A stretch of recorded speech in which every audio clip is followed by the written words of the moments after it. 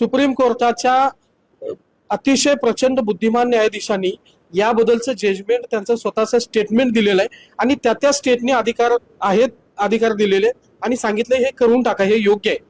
असं असताना सुद्धा या देशाच्या सर्वोच्च न्यायालयाची भूमिका देण्याची असताना सुद्धा आणि त्याचा आधार घेत तामिळनाडूमध्ये, तेलंगणामध्ये आत्ता मागच्या महिन्यात आपल्या मीडियाच्या माध्यमातून आम्ही बातमी पाहिली की कर्नाटकमध्ये सुद्धा लागू झाले, पंजाबमध्ये झाले, हरियाणामध्ये झाले।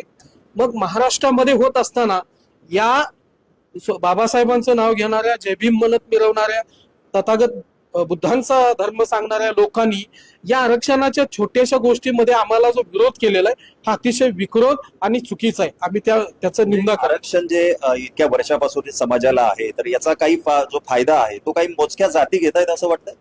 निश्चितच तेच कॅटेगरायझेशन तेलंगणा, कर्नाटक, इतर राज्यांमध्ये झाले।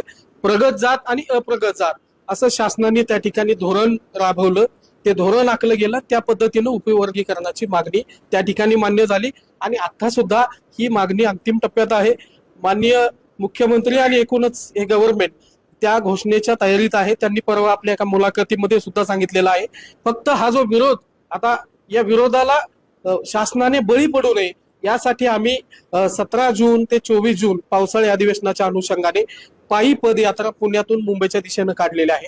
आम्ही सर्व महाराष्ट्रातले या उपवर्गीकरणाचे समर्थक यामध्ये मोठ्या ताकदीने सहभागी होणार आहोत। हेच आपण बघितलं तर कुठेतरी अनुसूचित जातीचं जे उपवर्गीकरण आहे हे झालं पाहिजे, यासाठी मातंग समाज असेल किंवा इतर जे सगळे समाज आहेत यांच्याकडनं लढा सुरू आहे। दुसरीकडे काही विरोध देखील करतायत। त्यामुळं लॉंग मार्च जो आहे तो पुणे ते मुंबई असा निघणार आहे आणि हजारो